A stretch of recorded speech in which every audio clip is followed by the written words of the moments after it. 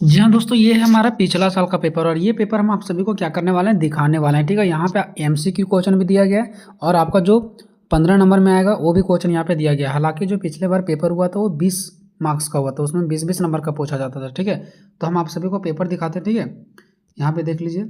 ठीक है, स्टार्टिंग करते हैं यहाँ से। ठीक है, देखिए ये पिछले साल का पेपर है, स्टूडेंट का पूछा गया था। ठीक है, वही सिलेबस जो आप लोगों को सिलेबस में पढ़ना है। ठीक है, सेम वही चीज़ है। बस आप लोगों को क्या होगा कि वहाँ पे एक एक नंबर का 5 क्वेश्चन रहेगा, 5-5 नंबर का रहेगा और 15-15 नंबर का रहेगा। लेकिन इन लोगों का जो एमसीक्यू क्वेश्चन पूछा गया था ना, वो 2-2 नंबर का पूछा गया था। और यहाँ भी 5 नंबर का है और यहाँ 20 नंबर का क्वेश्चन है। तो यही सब क्वेश्चन आपके एग्जाम में भी पूछे जाएंगे। ठीक है, यहाँ पे देख लीजिए कि पहले पेपर। ठीक है, यही सब एमसीक्यू क्वेश्चन को भी आप रट लीजिए, बिल्कुल आप लोग रट लीजिए एमसीक्यू क्वेश्चन को, क्योंकि ये सब क्वेश्चन पूछने की बहुत बहुत ज़्यादा संभावना है। ठीक है, क्योंकि एमसीक्यू क्वेश्चन बहुत बार रिपीटेड होते हैं। तो देखिए क्वेश्चन क्या हमारा कि निम्नलिखित में से किसने राजनीति को धर्म और नैतिक से मुक्त किया। यानी निम्न में से किसने राजनीति को धर्म और नैतिकता से मुक्त किया। तो हॉब्स या तो फिर लॉक या प्लेटो तो या मैकियावेली। तो देखिए मैकियावेली इसका राइट आंसर क्या होगा, मैकियावेली।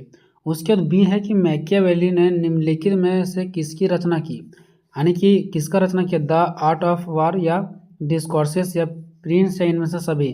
तो इनमें से सभी इसका राइट आंसर होगा, इनमें से सभी। ठीक है, इनमें से सभी होगा। ठीक है, पहला भी होगा, दूसरा भी होगा और तीसरा भी होगा। उसके बाद चलते हैं नेक्स्ट। राइट आंसर आपका जो सी का होगा वो देखिए क्या होगा।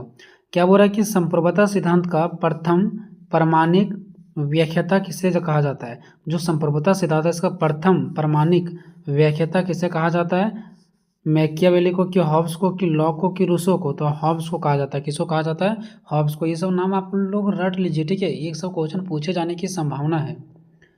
यहाँ सबका एमसीक्यू क्वेश्चन भी तैयार हो रहा है, यानी कि 1 नंबर वाला भी और लॉन्ग क्वेश्चन भी। ठीक है, ये सभी का आंसर करवा दिया गया है, जा करके देख लीजिए, डिस्क्रिप्शन में लिंक है। ठीक है, नेक्स्ट क्वेश्चन है कि हॉब्स के सामाजिक समझौता सिद्धांत के अंतर्गत कितने समझौते किए गए थे, 1 या 2 या 3 या 4। तो इसके अंतर्गत एक समझौता किया गया था। कितना समझौता, एक समझौता किया गया था। नेक्स्ट क्वेश्चन देखते हैं ई नंबर कि टू ट्रीटीज ऑफ गवर्नमेंट नामक पुस्तक के लेखक कौन है। ये जो हमारा एक बुक है टू, ठीक है, ट्रीटीज ऑन गवर्नमेंट। तो ये जो पुस्तक है वो किसने लिखा, हॉब्स ने लिखा, रूसो ने लिखा, लॉक ने लिखा या बेंथम ने लिखा। तो कौन लिखा दोस्तों, लॉक जे ने लिखे। ठीक है, कौन लिखे, लॉक जे ने लिखे। चलते हैं नेक्स्ट क्वेश्चन की ओर। नेक्स्ट क्वेश्चन हमारा यह है कि लॉक की प्राकृतिक अवस्था में व्यक्ति को कितने अधिकार प्राप्त थे। लॉक के जब प्राकृतिक अवस्था था उसमें व्यक्ति को कितने अधिकार प्राप्त थे, 3 या 2 या 4।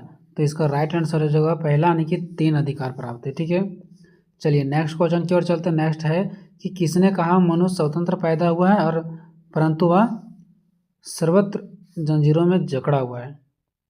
ठीक है, कि किसने कहा ये बात कि मनुष्य स्वतंत्र तो पैदा होता है परंतु वह क्या है, स्वतंत्र जंजीरों में क्या है, जकड़ा हुआ है। तो ये बात को कहने वाले जो विचारक थे ना दोस्तों, वो कौन थे, हमारे रूसो थे। रूसो ने ही ये बात को बोले हैं कि मनुष्य स्वतंत्र तो पैदा होता है परंतु वह सर्वत्र जंजीरों में क्या होता है, जकड़ा हुआ रहता है। नेक्स्ट क्वेश्चन हमारा एच नंबर कि निम्नलिखित में से किसने प्राथमिक अवस्था के व्यक्ति के लिए आदर्श बर्बर शब्द का प्रयोग किया। यानी कि किसने प्राथमिक अवस्था के व्यक्ति के लिए आदर्श बर्बर शब्द का प्रयोग किया। ठीक है, तो मील, बेंथम, हॉब्स या रूसो। तो इसका राइट आंसर हो जाएगा रूसो। नेक्स्ट है कि इनमें से कौन एक उपयोगितावादी विचारक है। इनमें से कौन एक उपयोगितावादी विचारक है। तो जे रेमी बेंथम या जे एस मिल या जे स्मिल या इनमें से कोई नहीं। तो जेरेमी बेंथम। ठीक है, नेक्स्ट चलते हैं जे नंबर। जे नंबर में क्या ये देखिए दोस्तों, 10 एमसीक्यू क्वेश्चन आपका यहीं तक हो जा रहा है। ठीक है, चलिए 10 को हो जा रहा है, जिसमें से क्या है, फ्रेगमेंट्स ऑन गवर्नमेंट नामक पुस्तक किसने लिखा। ये जो हमारा है फ्रेगमेंट्स ऑन गवर्नमेंट नामक ये जो पुस्तक वो किसने लिखा। तो ये जो लिखने वाले थे तो इसका यहाँ पे ऑप्शन दिया ही नहीं, इसीलिए हम थोड़ा सा यहाँ पे कंफ्यूज हो गए थे। ऑप्शन नहीं दिया, बट डोंट वरी, बेंथम होगा इसका राइट आंसर। क्या होगा? बेंथम होगा। ठीक है, बेंथम ने ही एक पुस्तक लिखे थे जिसका नाम था फ्रैगमेंट्स, फ्रैगमेंट्स ऑन गवर्नमेंट। ठीक है, अब पारी है दोस्तों क्वेश्चन 20-20 नंबर का। यहाँ 5 नंबर का नहीं पूछा गया इस पेपर में। एक और हम आपको पेपर दिखाएंगे, ठीक है, जो ये तो 2019 का पेपर है, हम 20 का भी पेपर दिखाएंगे, 2021 का भी पेपर दिखाएंगे आपको, और 2018 का भी पेपर दिखाएंगे, अगर आप लोगों का अच्छा खासा आप लोगों का अगर रिस्पॉन्स रहा तो। क्या राजनीतिक चिंतन के में मैकियावेली के योगदानों का क्या करना, आपको विवेचना करना है। इंपॉर्टेंट क्वेश्चन, सभी का आंसर आपको डिस्क्रिप्शन बॉक्स में मिल जाएगा। हॉब्स के सामाजिक समझौता सिद्धांत का मूल्यांकन कीजिए। नेक्स्ट है जॉन लॉक के राज संबंधित विशेषताओं का क्या करना है, वर्णन करना है। नेक्स्ट क्वेश्चन है रूसो के समान इच्छा सिद्धांत का आलोचनात्मक वर्णन करना है। नेक्स्ट क्वेश्चन रूसो की प्राकृतिक अवस्था तथा सामाजिक समझौता संबंधित विचारों का आलोचनात्मक परीक्षण करें।